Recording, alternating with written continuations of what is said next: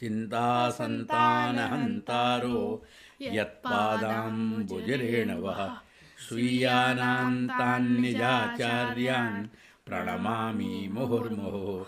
यदनुग्रहतो जन्तुः सर्वदुःखातिगो भवेत् तमहं सर्वदा वन्दे श्रीमद्वल्लभनन्दनम्।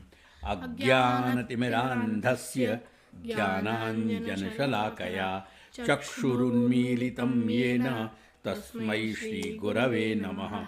नमामि हृदये शेषे लीलाक्षीराब्धिशायिनं लक्ष्मीसहस्रलीलाभिः सेव्यमानं कलानिधिं। चतुर्भिश्च चतुर्भिश्च चतुर्भिश्च त्रिभिस्तथा षड्भिर्विराजते योऽसौ पञ्चधा हृदये मम। यस्य दर्शनमात्रेण भवेन्नेत्रोत्सवो नृणां सदानन्दस्वरूपं तं वन्दे श्याममनोहरं। निःसृत्य यन्मुखाम्भोजात् दर्शनं दर्शनं भवेत् पथसन्दर्शकं भक्त्या वन्दे श्याममनोहरम्। अविद्यारूपसंसारे सुविद्याप्रापको जनान् श्रीश्यामगुरुपादानां पादरेणुर्प्रसीदतु।